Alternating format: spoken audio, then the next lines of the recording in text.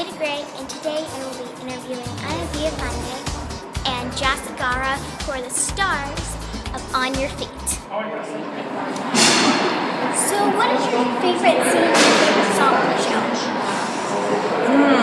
I think my favorite scene is there's a reveal, because there's a little girl who plays the young Gloria, and then when I come in, I start the show at 17 years old.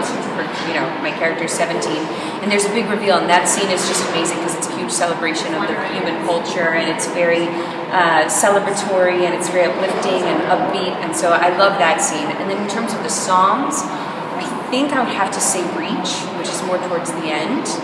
And it's like a ballad, it's a very inspiring song, and I think that's my favorite song on the show.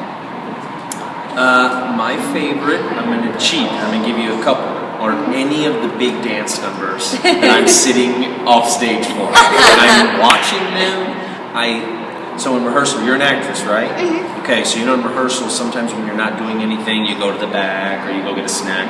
In rehearsal, I don't do any of it because I'm so amazed by what they're doing that I just sit there and watch.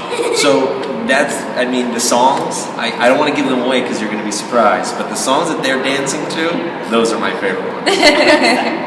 So what has the rehearsal process been like? It's been crazy. It's been crazy, but it's also been normal, because when you're doing a musical, you know that there's steps along the way, right? And the first step is to kind of understand the story. The next step is to put the story on stage. Once you have the story, then you start kind of molding the picture, right? Put costumes on, lights on, all those. So we're at that stage. We're now putting some lights together, putting some costumes on. So this is the next step, right? And we're trying to keep calm. We're not going to let the nerves kick in quite yet. Those will come up a little later, so it's been a fun rehearsal process. It's amazing because I've never done Broadway before. So coming from film and TV, where you're in the trailer and you're literally just snacking and sitting there all day, this is so much more. I'm on my feet the entire time. So it's quite perfect, actually. But so it's just a different kind of energy. There's a lot of different things that come into play with the voice. Obviously, you have to take care of your voice. You have to stay healthy in a different way, and it's just fun. It comes alive when you see all these dancers and you feel it coming to life. It's exhilarating. So what is it like to have the people that you're playing watching you? It's tough. It's a little tough. It's kind of weird, especially when it's these people, when it's Gloria Estefan and Emilio Estefan. But at the end of the day, they've been so cool and so they're such normal people, and they've been so open and kind and honest with us that now it's just it feels like we're all one big family. Yeah. So it's great to feel like we're in an environment that's letting us be creative. And they've given us all this freedom, and we're not being judged. We're all kind of in it together. We feel like they're kids. Gloria does say, "Where are the kids?" And yes. We're grown adults, right? And she's like, "Where are the kids?" We're like, "We're right here." So it's fun. One day you're gonna play somebody that's living and breathing, and it's different than any other job that I've had. There's a certain responsibility that comes with it, because I want to do him justice. I want to make sure that the world gets to know how loving and how kind and how funny he is.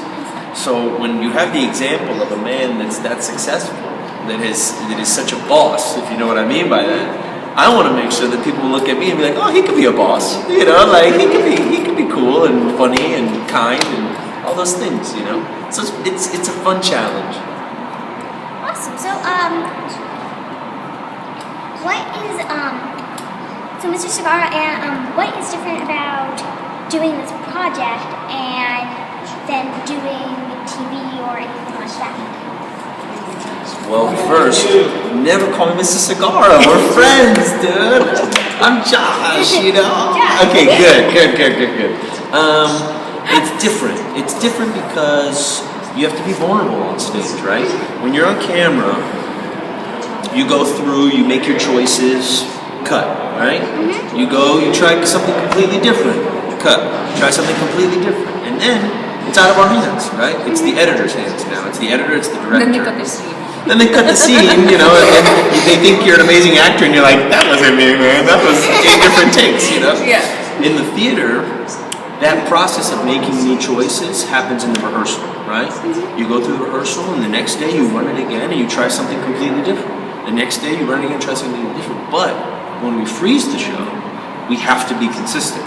We have to hit the same marks. We got to hit the same numbers. We just have to find new life every day. Because when you come to the show, right, well, we're probably going to give you tickets, right? But somebody that bought tickets is going to pay $150. They want to see a fresh show. They want to see something new. They don't want to feel like they've seen it, you know, after 4 months. They want to feel like it's the first time. And that's our job, to bring that life to it every day. I think the biggest difference is that you're communicating straight to an audience. There's not a middleman, you know? With film and TV, you're working to a machine, you know, and that's very different. It's a different kind of art. It's still the same honesty. I think it's still the same performance. I think it's even still the same vulnerability. Yeah. But you know, it's a different language.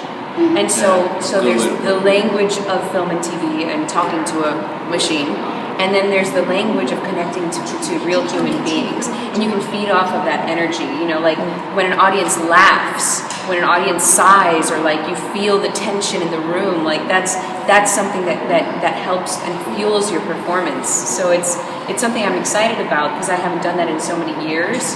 That's what I'm looking forward to the most now about bringing the show to Chicago and opening for a real, like, for the public. Yeah. Well, that's all the questions I have for you. Thank you very much. Thank you. Thank you very much. Thanks for watching. Go to 8thgrade.blogspot.com to read my reviews, and go to BroadwayInChicago.com to get tickets for On Your Feet.